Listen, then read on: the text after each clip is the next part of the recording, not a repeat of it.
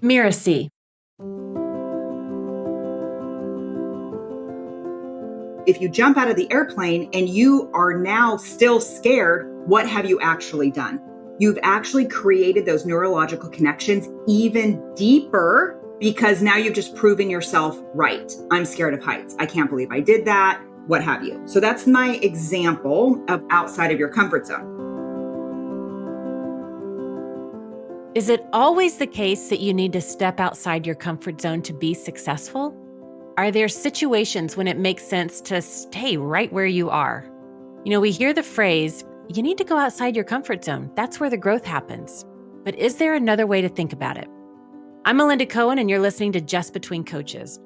I run a business called The Coaches Console, and we're proud to have helped tens of thousands of coaches create profitable and thriving businesses. This is a podcast where we answer burning questions that newer coaches would love to ask a more experienced coach. We usually encourage our coaching clients to go outside their comfort zones, but today I'm going full contrarian and have invited a guest that says you should never leave your comfort zone to reach your goals. I've invited Jenn Beninger to the show.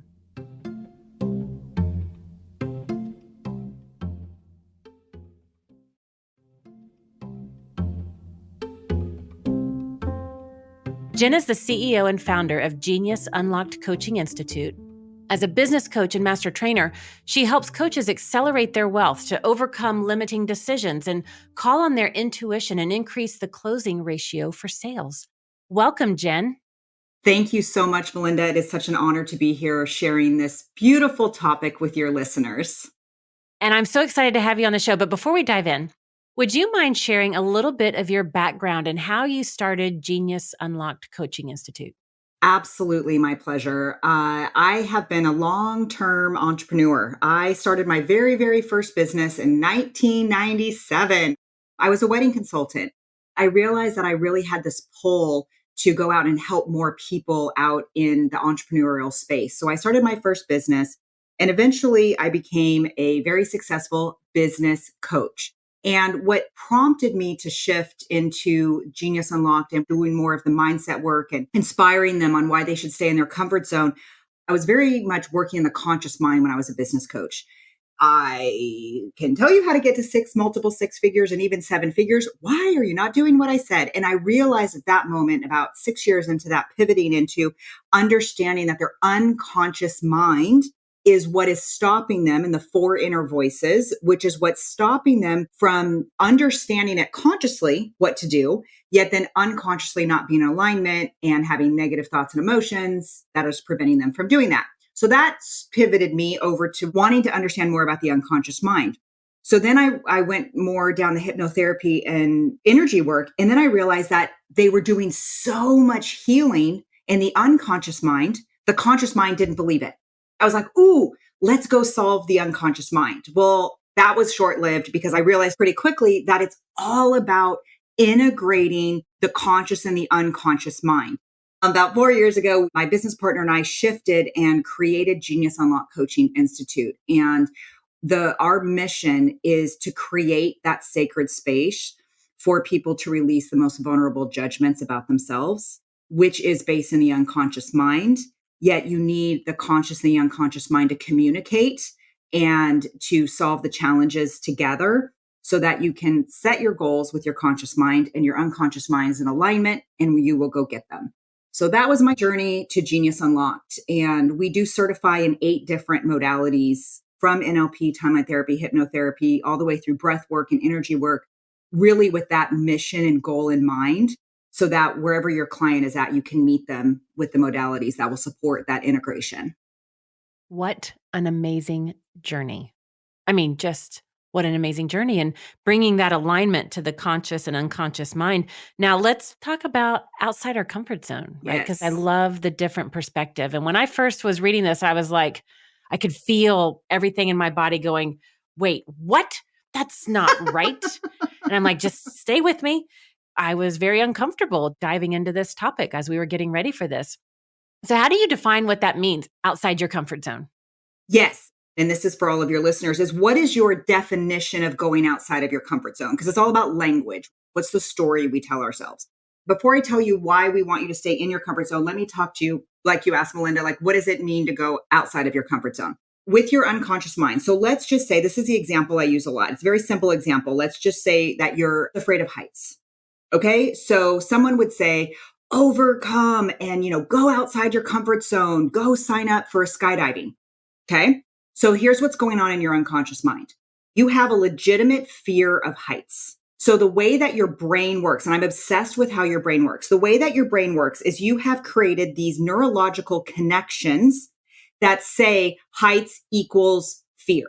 If you use the metaphor of, have you guys ever driven on a dirt road where it's rained and there's like a rut in the road and it's hard to get your tires out of the rut and you just kind of just go with that road? So think of that as what's going on in your brain when it comes to your connection between fear and heights. It's a very deep rut. So what happens is if you were to say, go outside your comfort zone, go just do it. What could happen is now you're in the top of the plane. You're convincing yourself that you need to do something. If you jump out of the airplane and you are now still scared, what have you actually done? You've actually created those neurological connections even deeper because now you've just proven yourself right. I'm scared of heights. I can't believe I did that, what have you. So that's my example. So what is our spin on that? Clean up.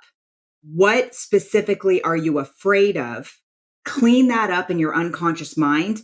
Create new neurological connections with your learnings. What do you need to learn? What did the fear need to teach you? Then your comfort zone expands, and then you can choose to jump out of an airplane, or you could say, I no longer have fear of heights, and I'm choosing not to jump out of an airplane. So does that make sense, Melinda? It does. And, I'm thinking of a mentor that I had years ago, and she always said, do something that scares you every day. So I'm thinking about that as you're talking about this, because it makes total sense how, with that analogy of the airplane, if I'm still scared to death and somehow I find a way to push through, I'm not a big fan of pushing through, but I Right. push through and I jump out of the plane. Now it's just like a whole bunch of exclamation points after my fear. Exactly. And it makes it even stronger. So I totally get that. I also get what my mentor was saying all those years ago, do something that scares you, meaning do new activities, try new things as a way to, I think that's the same thing, expand your comfort zone, not face your fears and push through, but don't be rigid and stuck in one way of doing something forever, but really create new connections and learnings with what's going on with your conscious mind. Mm-hmm. That's what she was saying, doing something that scares you. How do you sit with that phrase that my mentor used to say, do something that scares you every day? Beautiful. So if a client was to come to us and say, hey, I want to do this is what we teach them. We say, look, there's 4 levels that you need to be in alignment with. If you can be congruent in the 4 levels and then you take the inspired action, it still could be what your mentor means. So let me explain to you what those 4 steps are and then relate it back to how your mentor said that. So I do appreciate that. And yes, it's not about fear. It's not about hiding. It's not about avoidance. It's about taking conscious, inspired action that's in alignment. How about if you do something that's in total alignment, that's a stretch for you to grow your comfort zone? So what do I mean by that? So let's say sales calls, okay? We get a lot of clients that are like, hey, I'm stuck with my sales. Like, I don't know I want to just help people. I don't want to get paid for it. And so they're like, just go out there and call 10 people. We would say, let's roll that back a little bit, because calling 10 people, and if you're not in alignment with calling them, your conversion rates are going to be really low. And then you're going to come back and you're going to say, like, this doesn't work and I'm horrible at sales. I'm not good enough. I don't deserve it. Whatever that lovely, beautiful stuff you're telling yourselves in your head. So here's the thing. So the first step is you get this intuitive hit, this intuitive download. You get this thought, I'm going to do sales calls. Then you have to connect an emotion to that. Now, granted, some of you are going to have a negative emotion like fear. Yet let's just say that you have a thought, I'm going to make a sales call. You connect that negative emotion. Then you have to get an alignment with the conscious mind, which is what are the steps to make that sales call? Then you bring it into the physical world and you actually take the inspired action. Now, what happens is either the spiritual, emotional, mental plane are not in alignment. Look at which step is tripping you up. Are you having negative thoughts? Your emotion is fine. You're like, oh my gosh, I can't believe it. I'm going to be so excited. I want to go do sales calls. Yet your thought is you're not good enough. Then you need to focus on shifting your thought. Then your thought, emotion, and your steps are all in alignment. You take the inspired action. Yes, you might have a little bit of anticipation and you're going to have excitement. But what happens is if you don't denominalize where you're getting hung up, you don't know if you're shifting your mindset or if you're making the rut in your neurology deeper. I love that. Just being in alignment, stretching to grow our comfort zone, but really looking at diving into the nitty gritty of which step is tripping you up, which part of this is tripping you up, not just the overarching, oh my God, I suck at this. I'm afraid of this or whatever that story is. Right. But it's like, let's go to which one of those things is tripping you up and let's do some work there to bring that alignment, because then we can take the stretch. And in that stretch, that's when we expand. That's what you were talking about with expanding the comfort zone. I get so excited. I know your mentor is amazing and I love that she was teaching that. So that's more of a nominalization, right? Do something scary every day. Well, how specifically? Like what specifically am I doing? What we like people to start using their brain for is to denominalize and find out what really is that stop. Then it's easier to overcome. If you can say, oh, I just have a negative emotion around fear, then you can go work on, okay, this is the question. What does that fear represent to me? That's what you get to ask yourself. This is what your coach will ask you. What does that fear represent? Then they will tell you what they're really afraid of. Then you work on either consciously, if you do conscious coaching, you do conscious reframes, or if you do unconscious mind only coaching, then you can, heal that with hypnotherapy. Or if you do unconscious mind integration, you would use a tool like timeline therapy or something along those lines, somatic coaching, breath work, something along those lines, and then reframe that negative emotion at the unconscious level. And then you manifest quickly. So what you said, I just wanted to acknowledge that I love the way that you reframed it, is when you can denominalize and say, where specifically is my challenge? What does that challenge represent? What do I then get to learn from that challenge? Now I can go take the inspired action. So, what are some of the benefits to staying in the comfort zone? Let's play with that for a second. Yes.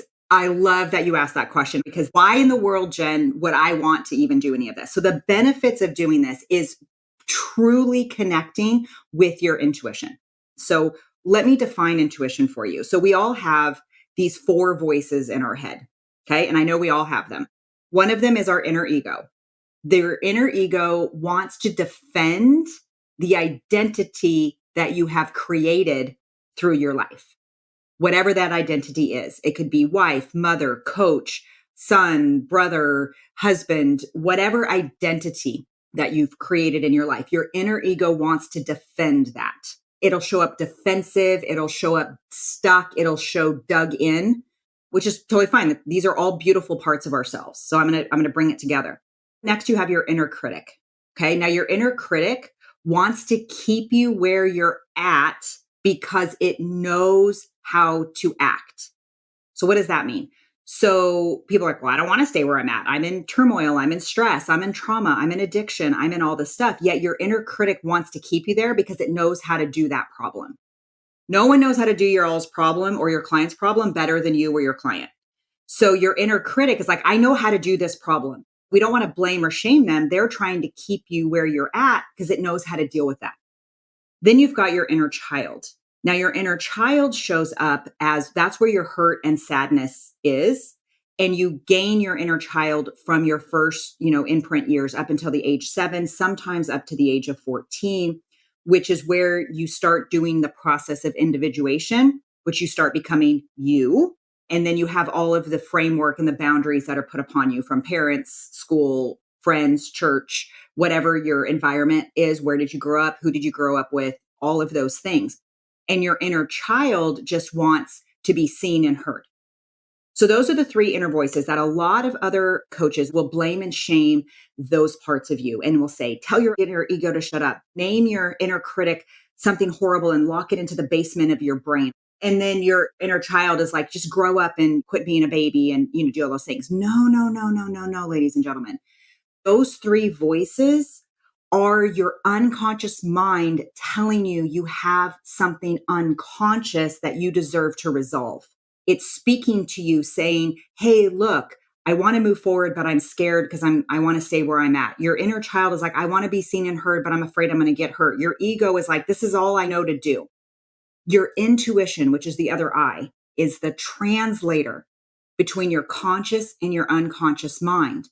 It gets the learnings from those three voices. They're trying to tell you something so that you can ask your intuition, what do I deserve to learn? The learnings of which will allow me to ... release this fear, release this sadness, understand that I'm deserving, release the fact that I feel like I'm unlovable, that I don't deserve this, that I don't deserve to receive, whatever that is. So when you can fully embrace those four inner voices and understand that your intuition is how source sees you, whatever your definition of source, whatever that is, that's your intuition. And your warning lights, your other three inner voices, are telling you inside your comfort zone that you guys notice this is all in your comfort zone, a lot of activity in there. They're telling you, hey, you have something around the fact that you don't think that you're lovable. Let's go look at that. Your intuition will say, look here, Melinda, at all the beautiful examples of how you're loved and how you're lovable, that you're strong and brave and courageous. You're magical, you're beautiful, you're, intuitive, you're compassionate, you're empathetic. And then you go, you know what?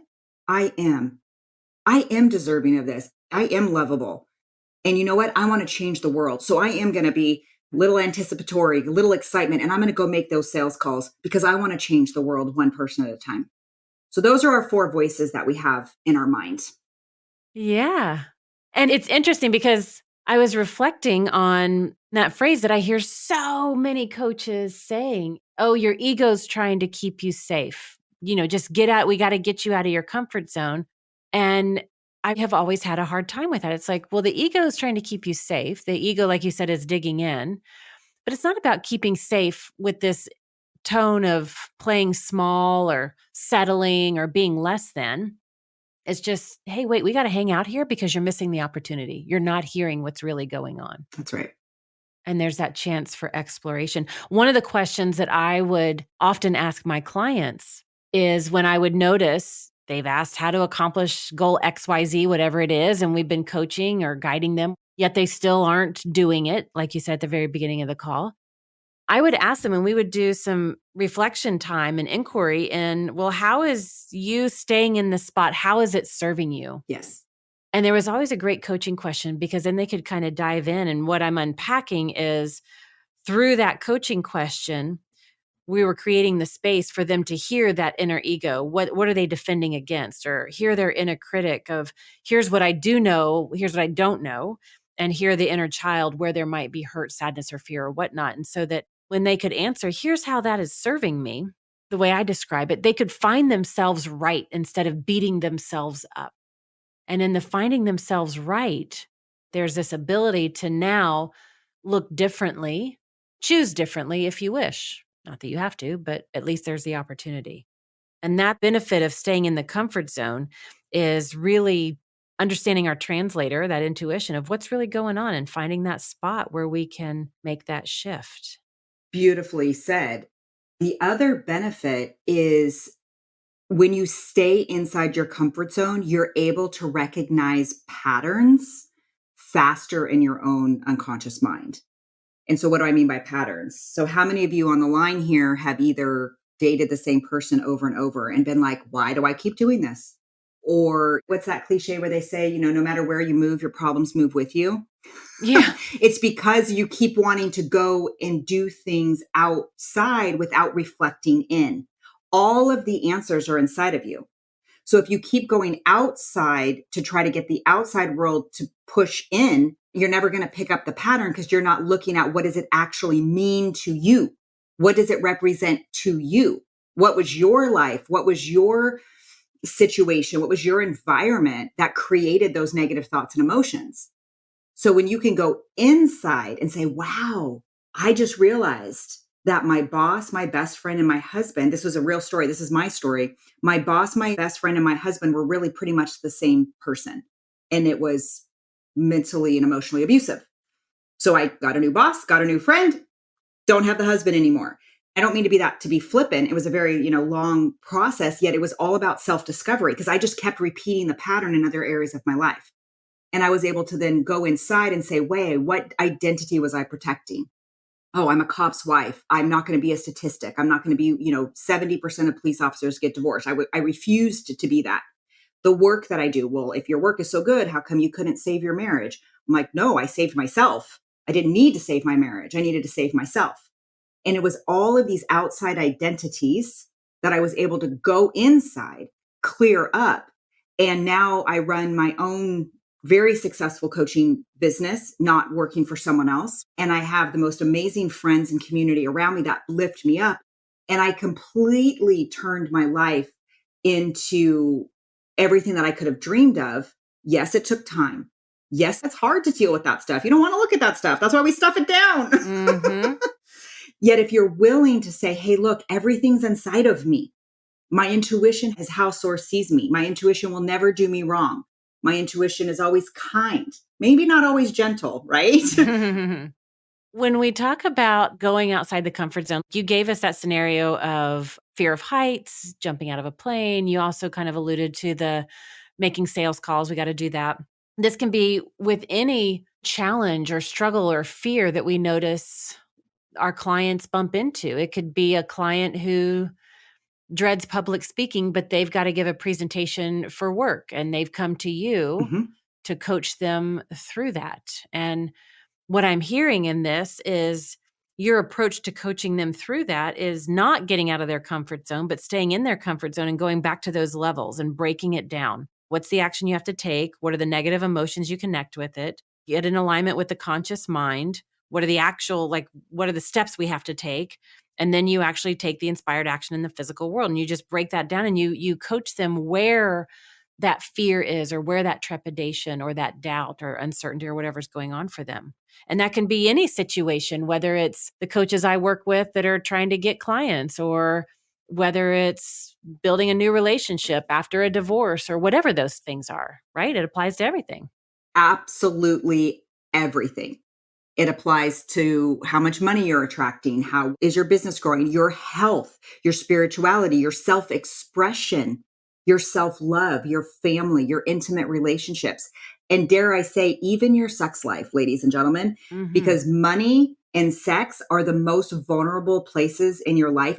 And that's also the place where you give and receive. So, in what area of life are you feeling that you're thriving? And then what areas of life are you feel like you might be in that stuck, that trepidation, that fear? Like maybe your spirituality and your health is on fire, yet your bank account doesn't look the way that you want it to look. So you know you have it in you, or it wouldn't have showed up in the spirituality and the health. So that's the other thing that a lot of people think, oh, well, that's them, but that's not for me. That is not a true statement. The true statement is if because I did it, it means you can. Mhm. Because if I was able to figure it out, that means you can too. Is you go inside and you get that answer and then you take that inspired action step. So that's the other thing I wanted to circle back, Melinda, with what you said. And again, your mentor sounds amazing. Yet when it says do something scary every day, if you're doing something that's not from your intuition, it's not an inspired action step, you don't know the results. Yet if you take an inspired action step, that comes from your intuition, you know you're going to get positive results. Let's talk about intuition. I know I have been years and years and years working with my intuition, Mhm, how to hear its whispers or its screams, depending on what's happening, how to understand it, how to translate it, mhm. taking that inspired action based on it, just really becoming very intimately aware of my intuition. I truly think it's one of the greatest superpowers that we have and bring to our businesses, to any part of our life, truly. Beautiful. And Mhm. if you have a client, let's say one of our listeners coaching one of their clients, and they're not really versed in their intuition. And it's like, so you just can't say, we got to call on your intuition. How do we coach our clients to do that? Or even for some of the coaches listening in, they may not even be tapped into their intuition. How do you call on your intuition? Beautiful. Love that question. Well, there's 4 steps on your journey to your intuition. And you actually said them, Melinda. So the first step is you have to discover that you have your intuition. The way that you discover that you have it is you ask them those questions. Hey, has there ever been a time where you've had this like gut feeling or this knowing or this knowledge that you would do something and you did it and everything turned out great? You might have called it luck, fate, whatever word you put on it. You start helping them discover that they've already used their intuition. They was just doing it unconsciously, which means they were not consciously aware that their intuition was in play. So that's the first step. The next one, and you also said this, Melinda, is now you have to understand how specifically is it communicating with you? Is it a gut feeling, which meaning you're in a kinesthetic? Is it a visual? Or is it auditory? Or is it just a knowing? So when I first started doing my intuition work, it was all visual for me. I would see it. Like for me, a butterfly is yes, because I've done a lot of work with my intuition. So if I see butterflies anywhere, a real one, a fake one, written on a wall, a tattoo, I know my intuition is sharing with me yes. Now, this is the kicker. Then, ladies and gentlemen, you have to trust it. You have to trust it. Think of your intuition like your GPS. It is non-judgmental. Your GPS is not saying if you make a left instead of a right, your GPS does not come on and blame and shame you for doing that. No, it's like, oh, well, I'm just going to reroute you. Go left. That's your intuition. Okay. So now you got to trust it. And this is the biggest thing that trips a lot of people up. Well, I trust my intuition. And then they don't do anything. You must bring it in to the physical plane. So you must take that inspired action. That's how your intuition and your unconscious mind go, oh, Jenn's listening to me. I gave her a hit. She understood what I said. She trusted me and she took the inspired action. I'm going to give her more. So those are the 4 steps. Discover it, listen, figure out how it's communicating, trial and error, trust it, take the inspired action. There is no right or wrong. You cannot make a wrong step. You'll just get the learnings and move on. Amen, sister. That is so true. And we have covered, my goodness, Jenn, we have covered so much about this topic. And I just want to summarize some of the things that we talked about today because we started talking about what does it mean to go outside your comfort zone. And you really emphasized the importance of what is your definition of going outside your comfort zone. And you really talked about how it was about taking that conscious, inspired action that's in alignment so that our unconscious mind and our conscious mind can move forward together. And we went through the 4 levels to be in alignment so that we can take that inspired action. You broke it down so that we can work with our clients to understand where are we actually stuck and find that specific place that's tripping you up so that you can clear that up. We talked about denominalization, finding what's really stopping us, because then when we find that, it's easier to overcome it. And that's how we expand. It's really about expanding our comfort zone. We talked about the benefits of staying in our comfort zone and how it really leads us to our intuition. We also talked about how to call on your intuition and how when we can do the deeper work ourselves, we can help create deeper transformation for our clients. Jenn, are there any other parting words? Yes, I would love to just say one more thing to all of you, because this was an intuitive hit. When you were reading back the recap, it made me think there is a very strong distinction, and I want to bring this to all of yours awareness. There is a very big distinction between staying in your comfort zone and living a life of numbing and denial. And I know we didn't really talk about that, but it brings it around. Like, so some people are like, oh, Jenn says I could just stay in my comfort zone and I'm just going to go numb out because my comfort zone is watching TV and playing on my phone and doing all that. When you were doing the recap, I was like, oh, I need to make sure that they truly understand when I say stay in your comfort zone, it's an active playground, your comfort zone. It is not a hiding, numbing, repressing, pushing it all away, blame shaming outside of yourself place to be. Does that make sense, Yeah. Melinda? Oh, yeah. That's a good distinction. Yeah. I would love to share a free gift with your audience. It would also support them in the intuition. Would that be possible? Yeah, for sure. What is that? So, for your listeners, one of the tools to help you go and grow your intuition is we have Unlocking Your Intuition meditation series. It's an arc that takes you from that discovering, listening, trusting, and then taking inspired action. And it's an arc of 22 meditations all about your intuition. And the reason we use meditation is because most people don't have a problem in their conscious mind. They're like, I'm aware of my conscious mind. So when we do it in a meditation, that gets them into their unconscious mind. And then in that arc is energy work, timeline therapy, NLP, somatic coaching, those different things in that process. And it is just my honor and my gift to give this to your listeners. It doesn't matter if you're brand new with intuition, intermediate with intuition, or an expert in intuition, it'll just hone your skills. To go back to your analogy, Melinda, people who do play the symphonies, they don't just do it one time and then they think they're great. They practice, practice, practice. And then their comfort zone grows and grows and grows because your neurology is expanding. So I would encourage each and every single one of you to listen to those meditations in order and get that connection with your intuition in a way that you've never had before. Thank you so much for that. Very generous, and we very much appreciate it. And thank you for listening to this episode of Just Between Coaches. A giant thank you to Jenn for this incredible conversation. You can find out more about her at geniusunlocked.coach. That's geniusunlocked.coach. And in the show notes, you'll also find a link to Jenn's Unlocking Your Intuition Challenge. You'll find all the details there. Jenn, thank you so much for coming to the show. My pleasure. Thank you, Melinda. And thank you all. And enjoy your life connecting with your intuition and staying in your comfort zone. I'm Melinda Cohan, and you've been listening to Just Between Coaches. Just Between Coaches is part of the Mirasee FM podcast network, which also includes such shows as Making It and Soul Savvy Business. Cynthia Lamb produced this episode. I wrote this episode with Mishi Lance. She assembled the episode. Danny Inney is our executive producer, and post-production was by Post Office Sound.